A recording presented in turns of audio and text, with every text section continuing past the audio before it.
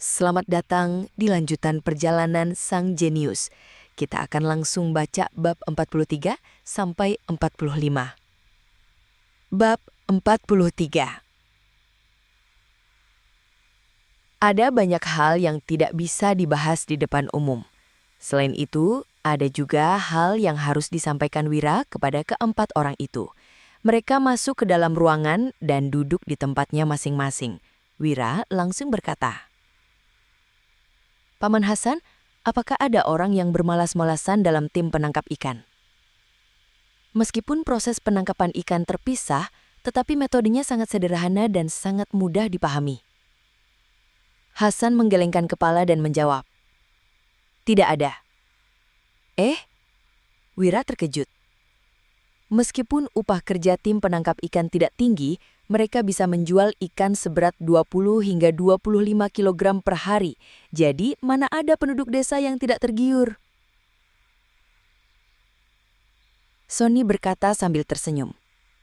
"Kak Wira, kamu sudah menjebloskan Budi ke dalam penjara. Ditambah lagi, Danu dan Dodi yang begitu hebat. Meski semua orang tahu rahasia penangkapan ikan, tetap saja tidak akan ada yang berani mengundurkan diri dari tim. Siapa yang tidak takut akan ditahan untuk kerja paksa?" Hasan menambahkan, "Ada penguasa di pasar ikan di kabupaten. Warga desa kita terlalu alim. Mereka tidak berani berhadapan dengan orang-orang itu." "Oh, begitu ya." Wira tersenyum pahit dan menyelingkan kepalanya. Dia benar-benar tidak menyangka akan ada hal-hal seperti ini. Sony berbisik, "Kak Wira, para pemanah dan pasukan Jamadi ingin menjadi anak buahmu."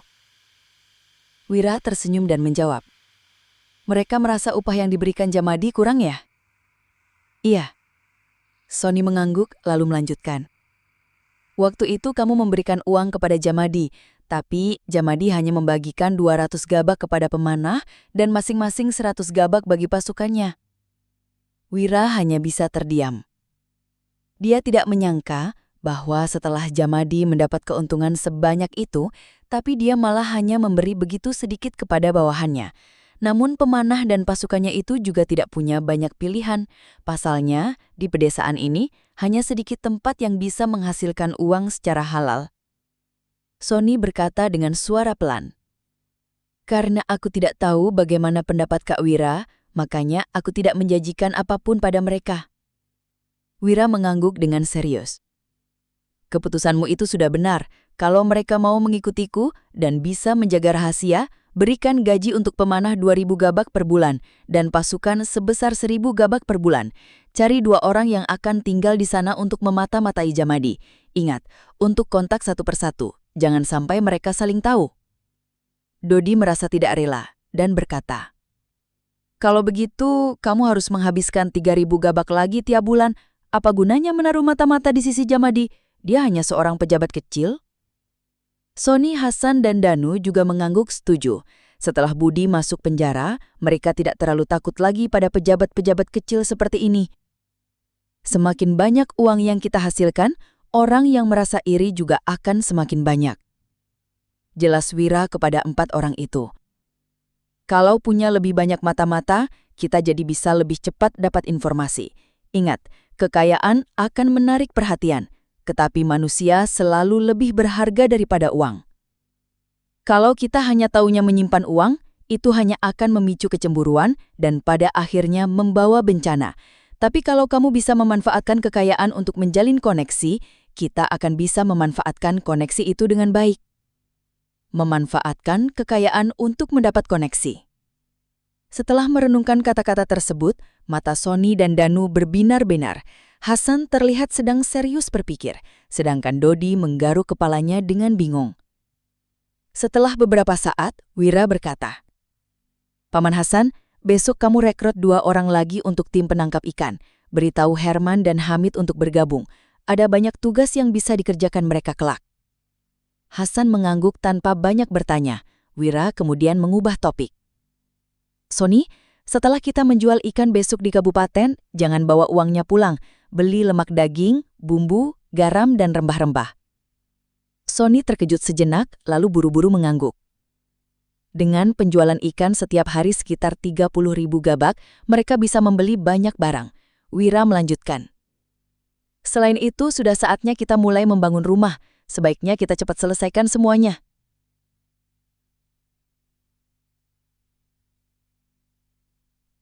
Wajah Danu dan Dodi memerah. Kalau rumah sudah selesai dibangun, sudah saatnya juga sudah mereka menikah. Sonit tampak berseri-seri. Kalau rumahnya sudah selesai dibangun, dia juga sudah mapan. Aku terlalu sibuk beberapa hari ini. Besok aku akan memesan bata, kayu, dan mencari tukang. Hasan juga sangat antusias. Kalau sudah membangun rumah untuk kedua anaknya dan mereka sudah menikah, berarti tugasnya juga sudah selesai. Cari lebih banyak bahan dan tenaga kerja. Aku juga ingin membangun rumah besar. Wira mengungkapkan sebuah berita mengejutkan lagi, membuat ketiga orang itu terkesap.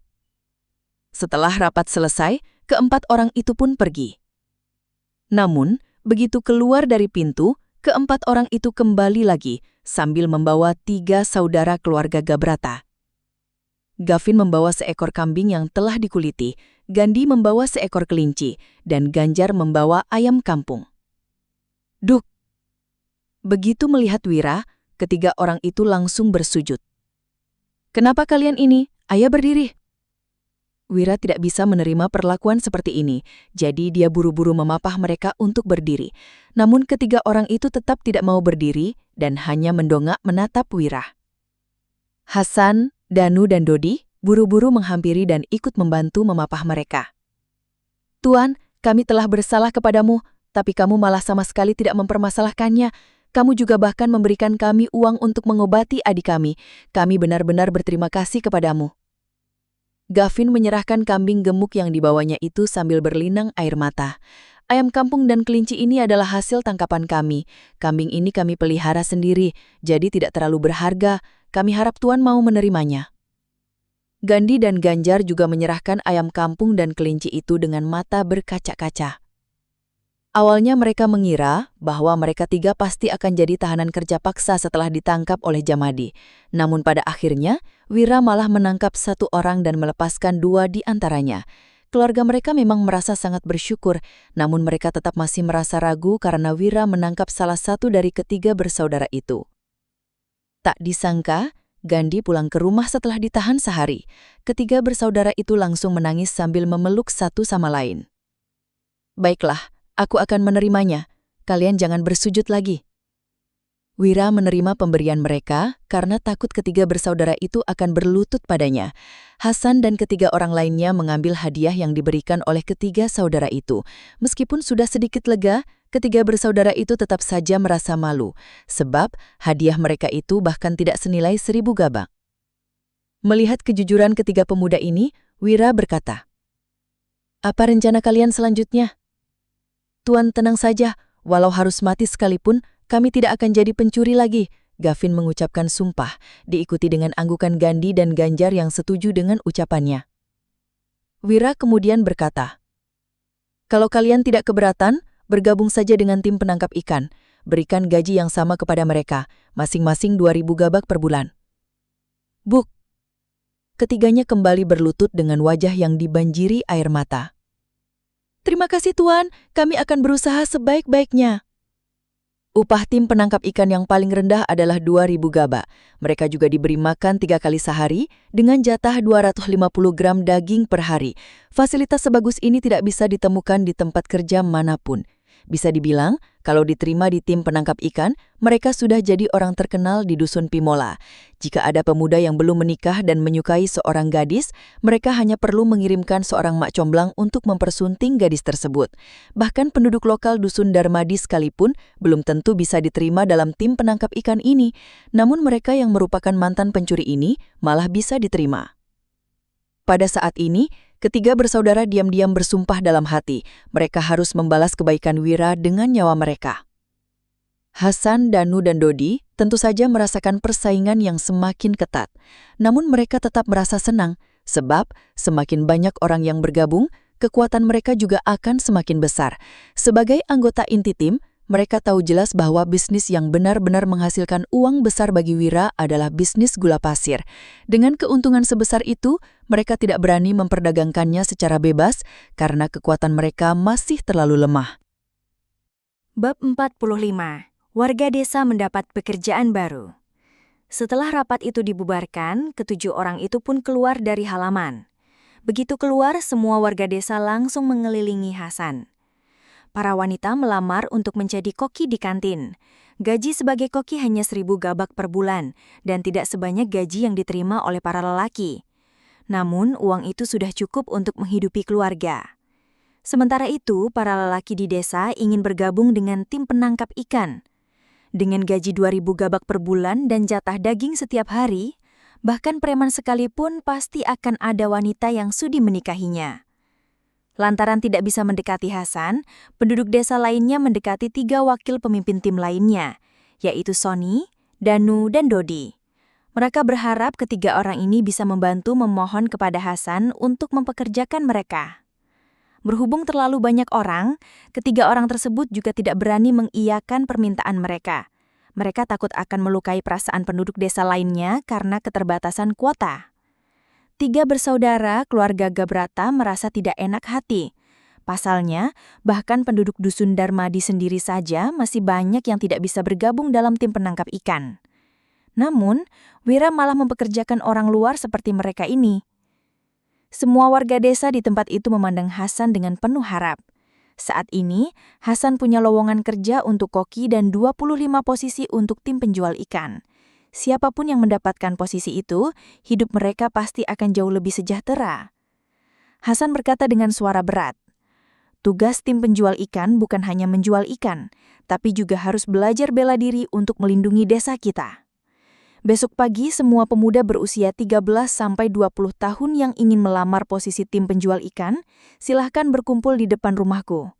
Aku akan menguji kekuatan, refleks dan ketahanan kalian. 20 orang terbaik akan diterima. Keputusanku tidak bisa diganggu-gugat. Ingatlah untuk sarapan yang cukup. Jangan sampai kehabisan tenaga saat penilaian. Setelah mendengar bahwa mereka akan dinilai berdasarkan kemampuan, penduduk desa tidak lagi mengganggu Hasan dan mulai memikirkan apa yang akan diuji. Sementara itu, Hasan tidak menyebutkan kualifikasi untuk 5 orang posisi koki, dan tidak ada lagi yang menanyakannya. Setelah semua penduduk bubar, situasi di halaman rumah Wira pun kembali tenang. Danu berdiri di depan pintu untuk berjaga. Selesai membersihkan diri, Wira dan Wulan masuk ke kamar bersiap-siap untuk istirahat. Sambil menatap mata Wulan, Wira berkata, 3 hari belakangan ini aku sibuk bekerja di rumah paman. Aku benar-benar tidak pergi ke tempat hiburan. Wulan menjawab, "Aku tahu kok, suamiku tidak akan pergi ke tempat hiburan." "Kenapa?" "Karena..." Wira menggodanya. "Wah, dasar gadis licik, kamu kira suamimu tidak punya kemampuan?" Biar kuperlihatkan apa itu lelaki sejati yang sesungguhnya." "Sayang, aku percaya kamu bisa." "Gadis tengil, padahal tadinya aku mau merawat badan." "Tapi kamu malah menganggapku tidak bisa sanggup ke tempat hiburan, tidak bisa diampuni." "Sayang, aku mengaku bersalah. Masih ada kerabat lainnya loh di sini." "Maaf, aku lupa." "Aku yang maaf sayang, kalau kamu mau boleh kok." "Tidak usah, istirahatlah dengan baik, jangan merusak tubuhmu." "Baiklah." Malam itu berlalu dengan tenang. Pagi-pagi sekali Wira bangun dan berdiri sebentar untuk melatih stamina. Meskipun tinggal di rumah paman selama 3 hari, dia tetap rutin berlatih setiap hari selama 1 jam. Tentu saja, dia tidak bisa berdiri selama itu dalam satu waktu.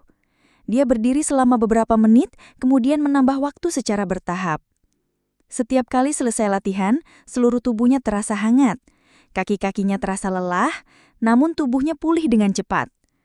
Dengan konsistensi seperti itu selama seminggu, tubuh yang lemah dan rapuh sebelumnya pasti akan menjadi lebih kuat.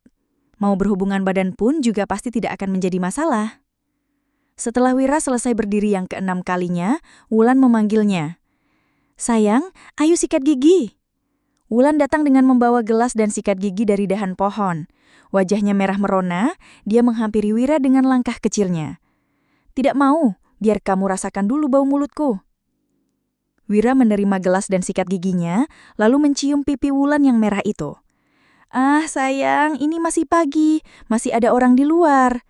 Wulan mengomel dengan wajah cemberut, namun hatinya penuh dengan kebahagiaan. Setelah itu dia pergi ke dapur dengan langkah kecil.